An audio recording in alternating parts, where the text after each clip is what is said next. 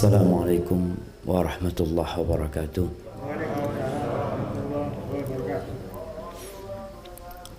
Alhamdulillah alladzi afana fi jasadina wa radda alaina arwahana wa adhina lana bidhikrih. Segala puji bagi Allah Jalla Jalaluh yang telah memberikan kesehatan kepada kita di tubuh kita. Yang insya Allah yang bisa ke masjid, yang bisa ke musola ini adalah orang-orang yang sehat. Dan Allah mengembalikan ruh-ruh kita ke jasad kita. Karena kita tahu sebagian orang tidak pernah bangun dari tidurnya.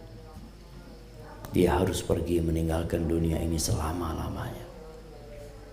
Dan yang terpenting dari semua itu, Allah memperkenankan bagi kita untuk mengingatnya di saat banyak orang-orang yang lalai, orang-orang yang bangun dari tidurnya tidak menyebut Allah Azza wa Jalla.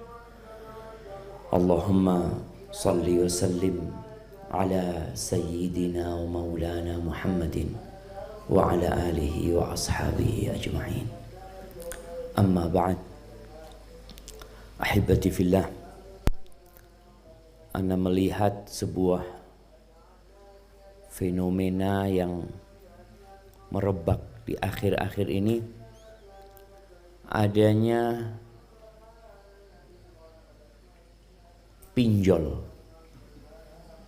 pinjaman online yang ternyata banyak di antara peminjam itu gagal bayar. Kalaupun bayar setengah mati bayarnya. Kenapa orang bermudah-mudahan berhutang? Kadangkala ada yang karena kebutuhan hidup, tapi sebagian besar mungkin karena gaya hidup. Pinjaman yang mudah, yang tanpa memerlukan jaminan, dan juga bisa langsung didapat tanpa harus hadir ke tempat peminjamnya atau tempat orang yang meminjamkan. Ini membuat orang akhirnya bermudah-mudahan dalam berhutang. Ada beberapa catatan. Yang pertama, menghutang itu boleh dengan catatan. Catatannya tidak dengan cara riba. Karena Allah Azza wa Jalla jelas-jelas mengatakan wa ahallallahu al-bai'a wa harrama riba. Sedangkan pinjol yang ada ini pakai riba enggak jemaah? Subhanallah, aneh itu kadang-kala heran. Ada orang nulis umpamanya di depan rumahnya membuka pinjaman buat warga setempat. Seperti yang terjadi dengan pinjol ini dan dengan bank-bank konvensional sebenarnya. Ini menunjukkan bahwa dia melakukan itu untuk mencari keuntungan, bukan untuk membantu orang lain. Maka disyaratkan orang kalau mau meminjamkan atau ngutangin orang lain itu niatnya adalah ihsan, menolong orang lain. Dan niat orang yang meminjam itu harus bertekad untuk melunasi utang tersebut. Yang pertama tidak dengan riba, yang kedua dia niat untuk melunasi, yang ketiga dia punya kemampuan untuk melunasi utang tersebut. Jangan sembarangan meminjam. Karena kita tahu orang yang meninggal dunia menanggung hutang itu nggak diampuni dosanya, jemaah. Terus bagaimana dengan orang-orang yang kabur tidak mau melunasi hutangnya? Ada sebuah cerita Yang cerita ini kalau bukan karena Rasulullah SAW yang menceritakan, kita mungkin nggak percaya. Karena mengandung unsur keajaiban yang sangat aneh sebenarnya. Tapi buat Allah Azza wa Jal, innallaha ala kulli syai'in qadir. Di dalam hadis yang diriwayatkan Imam Bukhari, Rasulullah SAW menceritakan bahwa ada seorang dari kalangan Bani Israel itu ngutang sama dari orang dari kalangan Bani Israel. Dia datang, dia mengatakan aslifni, kata dia, 1000 dinar, utangi aku 1000 dinar. 1000 dinar itu 4 kilo seperempat emas murni. Berapa jemaah? 4 M kira-kira. Apa kata yang punya uang? Itini bisyuhada. Ya sudah, mau dicatat nih, subhanallah ya. Ribuan tahun yang lalu syariat mencatat utang piutang itu sudah ada. Maka di agama kita pun Allah mensyariatkan adanya penulis, ya nggak semua orang dulu bisa menulis. Orang-orang yang belajar lah yang bisa nulis. Dia minta itini bisyuhada, kata dia. Datangkan saksi-saksi. Kata yang mau pinjam uang ini kayaknya dia keburu juga. Dia mengatakan kafa billahi syahida, cukup Allah menjadi saksi. Raditu billah, aku ridha Allah sebagai saksi. Kemudian itini bikafil, engkau datangkan penjamin. Siapa yang jamin engkau akan melunasi hutangnya? Karena orang ini akan melakukan perjalanan, jemaah. Kafa billahi kafila, cukuplah Allah sebagai penjamin, kata dia. Iya. Akhirnya dicatat. Kemudian di situ ada waktu yang ditetapkan kapan dia harus melunasinya. Pergi orang ini, naik kapal, naik perahu. Entah berapa lama waktu yang ditetapkan untuk melunasi hutang tersebut. Tapi ketika waktunya tiba, orang yang pinjam itu sudah siap, uangnya 1000 dinar itu sudah disiapkan. Dia berangkat ke pantai, mungkin dia berangkat ke dermaga, dia cari kapal yang dapat menyeberangkan dia ke tempat saudaranya itu. Dia lihat di pantai itu nggak ada perahu, ya. Mungkin anginnya sedang besar, nggak ada perahu satu pun yang menyeberang. Sepi pantai. Akhirnya dia melihat sebongkah kayu. Dia lobangi kayu ini. Dia lobangi kayu itu, kemudian dia masukkan uang 1000 dinar. Setelah dia masukkan, dia tulis surat. Bahwasanya dia minta maaf nggak ada perahu yang bisa ngantarkan aku. Seperti itu. Dia masukkan suratnya itu, kemudian di lubang itu dia tutup pakai kayu lagi atau pakai apa sehingga nggak keluar itu dia.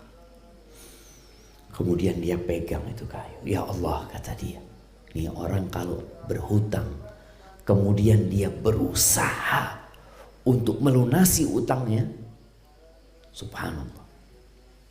Nabi SAW mengatakan, man akhadha amwalan nas yuridu ada'aha adallahu anhu. Barang siapa yang berhutang, mengambil hartanya manusia dengan niat dia melunasi utangnya, adallahu anhu, Allah yang akan melunasi utang. Makanya Anda membaca beberapa syarah hadis ini, disebutkan kalau dia mati kemudian dia nggak bisa ngelunasi utangnya, padahal dia niat bertekad, semoga pada hari kiamat Allah membuat orang yang punya uang itu ridho. Atau dalam kehidupan dunia kita lihat, ada orang yang saudaranya mati meninggal dunia, dia ngomong saya ikhlas, gak usah ngebayar dia. Siapa yang membuat hati orang ini ikhlas? Allah Azza wa Jalla. Karena orang ini niat mau ngelunasi. Wa man akhadha amwalan nas yuridu itlafaha atlafahullah. Dan sebaliknya orang yang ngutang, yang dia niat nggak mau ngelunasi, niat dia jahat orang ini. Ada orang-orang yang ngutang sana, ngutang sini, padahal dalam hatinya dia nggak mau ngelunasi. Allah akan binasakan dia. Ini orang mengatakan, ya Allah, sesungguhnya hamba-Mu fulan, aku pinjam duit sama dia ya Allah. Ini doa lagi. Dia minta saksi. Dan aku katakan cukup Allah jadi saksi. Dan dia ridha engkau menjadi saksi. Kemudian dia minta penjamin. Dan aku katakan cukup Allah sebagai penjamin. Dan dia ridha dengan engkau ya Allah. Maka ya Allah, aku sudah berusaha untuk nyari perahu Allah, gak ada ya Allah. Aku minta engkau sampaikan uang ini kepadanya. Dilemparkan ke laut sana. Dia tunggu. Karena yang namanya kayu kalau dilemparkan biasanya balik ke pantai. Ternyata enggak kayu itu ya. Hilang dari pandangan dia. Kemudian dia pulang. Dia masih menunggu waktu yang tepat untuk berangkat. Karena nggak tahu, nggak bisa telepon duitnya nyampe ke sana apa enggak. Wallahu a'lam. Ternyata yang punya uang itu karena sudah ditetapkan tanggalnya, tanggal pembayaran itu, dia nunggu ada perahu yang datang. Dia nunggu di pantai. Ternyata nggak ada satupun perahu. Akhirnya dia melihat sebongkah kayu yang dilemparkan sama ombak. Dia mengatakan, aku bawa kayu ini sebagai kayu bakar. Ini orang jemaah, orang kaya. Punya duit 1000 dinar. Dia ngelihat kayu yang dapat dimanfaatkan untuk kayu bakar, dia ambil. Di sini ada pesan. Nabi SAW mengatakan, ihris ala ma yanfa'uk wasta'in billah wa la ta'jaz.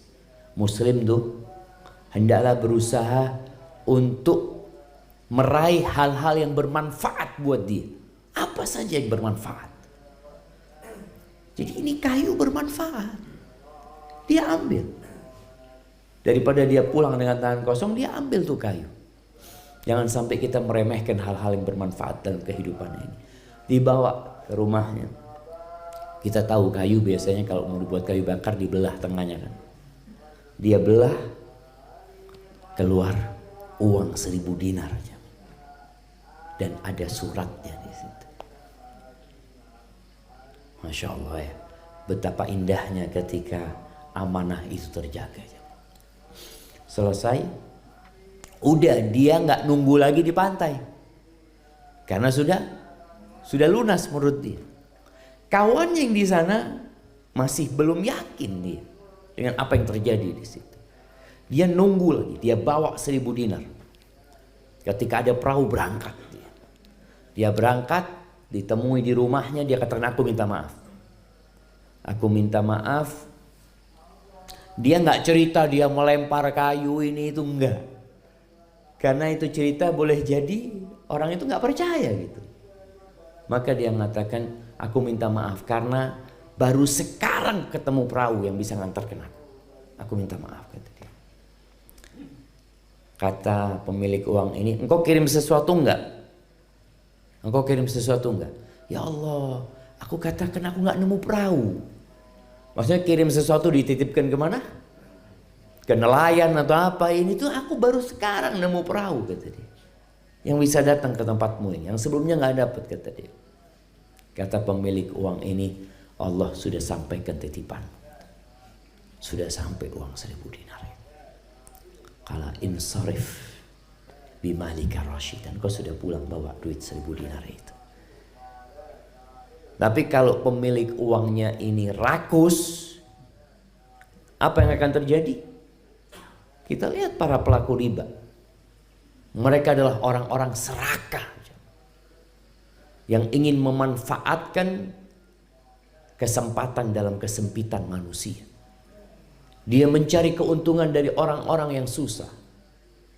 Karena kita lihat di dalam Islam, kalau memang ingin cari keuntungan, babnya beda. Wa ahallallahu al-bai'. Allah menghalalkan jual beli. Jadi mungkin dengan bagi hasil ini dan itu, ini orang-orang enggak yang mau, yang dia inginkan bagaimana dia menjadi lintah yang menyerap darah manusia. Maka dari kisah yang diceritakan Nabi kita Muhammad alaihissalatu wassalam, jadilah orang yang amanah. Jadilah orang yang punya niat kebaikan. Jadilah orang yang selalu berdoa memohon kepada Allah, bersandar kepada kebesarannya, bergantung kepada keagungannya. Insya Allah Allah lunasi utangnya. Masih ada yang punya utang? Banyak jemaah. Utang dulu, utang baru, utang lama kayaknya Ustaz. Utang lama. Makanya perbanyak istighfar, mohon ampun sama Allah Azza wa Jalla. Semoga Allah melunasi utang-utang kita dan Allah Azza wa Jal memudahkan urusan kita. Kita harus yakin fa inna ma'al usri yusra. Bersama kesulitan itu ada kemudahan. Barakallahu fiik, itu yang dapat ana sampaikan. Subhanakallahumma wa bihamdika asyhadu an la ilaha illa anta astaghfiruka wa atubu ilaik. Wassalamualaikum warahmatullahi wabarakatuh.